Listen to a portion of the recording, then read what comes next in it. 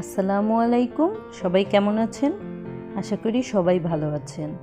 আমি আছি আপনাদের সাথে জাকিয়া জুই রিহান্স মম।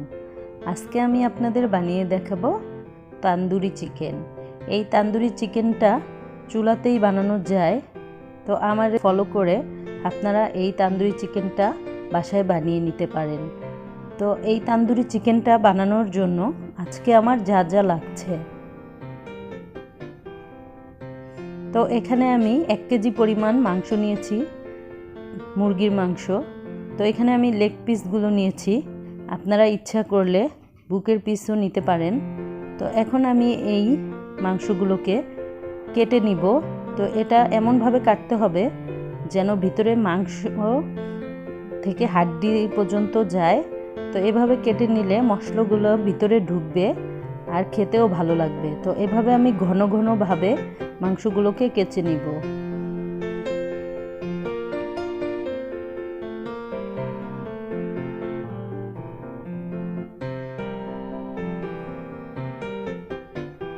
তো এভাবে আমি সবগুলো কেটে নিব।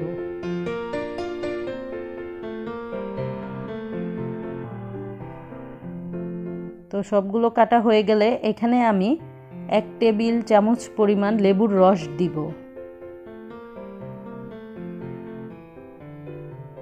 এখন দিয়ে দিব পরিমাণ মতো লবণ। তো পরে আমি আবার লবণ ব্যবহার করব, এজন্য একটু কম লবণ দিলাম। তো এখন আমি অল্প পরিমাণে 1/2 চামচ পরিমাণ মরিচের গুঁড়ো দিয়ে দিলাম। তো এখন আমি ভালোভাবে মাখিয়ে নিব। তো ভালোভাবে মাখিয়ে নেওয়ার পর আমি এটাকে আধা ঘন্টার জন্য রেখে দিব। তো অন্যদিকে আমি 3 টেবিল চামচ দই নিয়েছি, তো দইটা ফেটে নিয়েছি। তো এখন আমি এখানে দিয়ে দিলাম 1 টেবিল চামচ রসুন বাটা, 1 টেবিল চামচ আদা বাটা,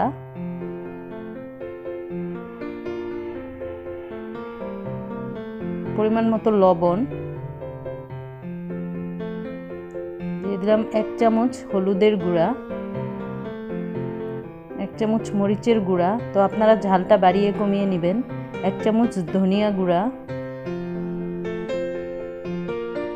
1 চামচ জিরা গুঁড়া,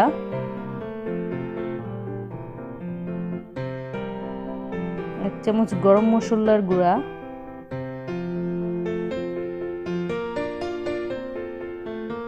1 চামচ তান্দুরি মশলা।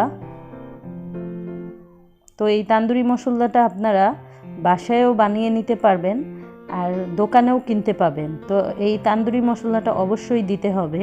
তো ভালোভাবে নেড়ে চেড়ে নিয়ে আমি এখন এখানে দিয়ে দিলাম ফুড কালার। তো এখানে আমি ফুড কালারটা ব্যবহার করেছি। তো মাংসগুলোর কালার খুব সুন্দর আসবে। তো এখানে আপনারা জর্দার কালারও ব্যবহার করতে পারবেন। এখন আমি এই মিশ্রণটা দিয়ে মাংসগুলোকে সুন্দরভাবে মাখিয়ে নিব। তো এমনভাবে মাখাতে হবে যেন মাংসের ভিতরে পর্যন্ত মশলাটা ঢুকে। তো আলতোভাবে সুন্দরভাবে মাংসগুলো আস্তে আস্তে মাখাতে হবে, তাড়াহুড়া করা যাবে না। তো আমি সবগুলো মশলা ঢেলে দিয়ে ভালোভাবে মাখিয়ে নিব।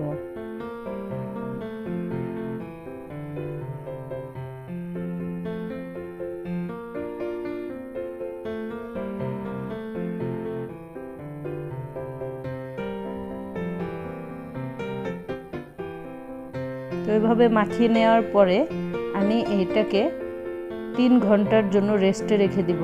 তো আপনারা এটা ইচ্ছা করলে যেদিন করবেন তার আগের রাত্রে করে ম্যারিনেট করে নর্মাল ফ্রিজে রেখে দিতে পারেন। তো আমি এটা 3 ঘন্টার জন্য রেস্টে রেখে দিলাম।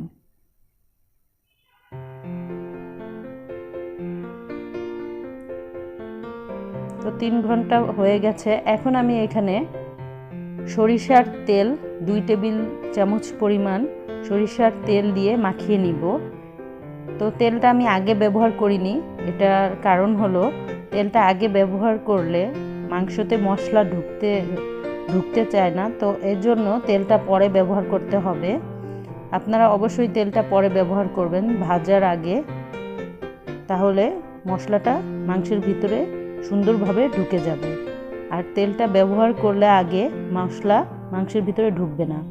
তো এখন আমি একটা প্যানে অল্প পরিমাণ তেলে এই তান্দুরি চিকেনটা ভাজবো। তো এই তান্দুরি চিকেনটা ভাজতে বেশি পরিমাণ তেল লাগে না। তো এখানে আমি 2 টেবিল চামচ পরিমাণ সয়াবিন তেল দিয়েছি। তো এখন আমি এখানে মাংসগুলো দিয়ে দিব। তো এখানে আমি এত বেশি দিব না, 2টা করে ভাজবো। তো আপনারা 2টা করে ভাজবেন, না হলে মাংসতে পানি উঠে মাংসগুলো ভাজা হবে না। তো এখানে 2টা করেই ভাজতে হবে।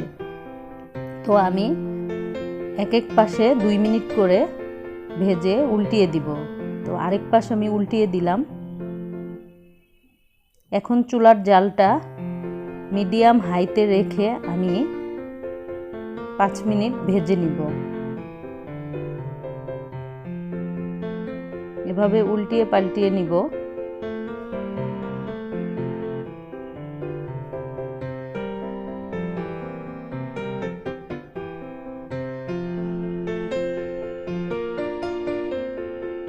তো 2 পাশে এরকম উল্টিয়ে পাল্টিয়ে এখন আমি একটা ঢাকনা দিয়ে ঢেকে চুলাটা একবারে লোতে করে দিব। তো লোতে আস্তে আস্তে এটা ভেজে নিব। তো আবার উল্টিয়ে দিব।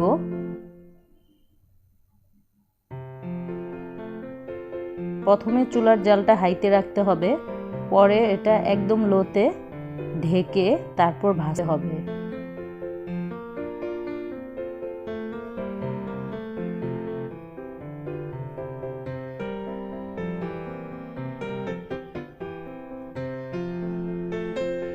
তো এখন আমি যেই মশলাটা আছে সেই মশলাটা আমি ব্রাশ দিয়ে মাংসগুলোর উপরে ব্রাশ করে দিব। আবার উল্টিয়ে পাল্টিয়ে এভাবে ব্রাশ করে করে আমি ভাজবো।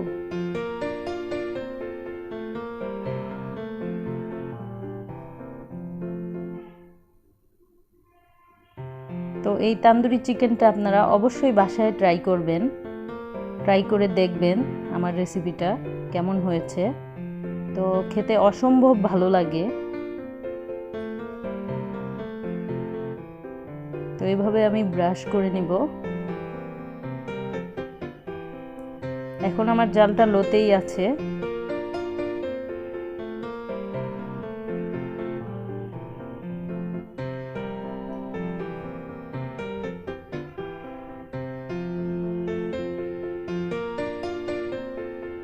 তো এইভাবে উল্টিয়ে পাল্টিয়ে আমি ভেজে নিব। তো 2 পাশেই সমানভাবে উল্টিয়ে দিতে হবে, তাহলে 2 পাশেই ভালোভাবে হবে। এই তো আমার তান্দুরি চিকেনগুলো হয়ে গেছে। তো এখন আমি এটা উঠিয়ে নিব।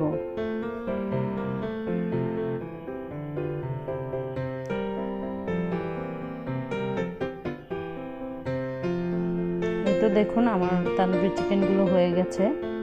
তো এর পরেরগুলো আমি এভাবে ভেজে নিব, তো সেটা দেখাচ্ছি না।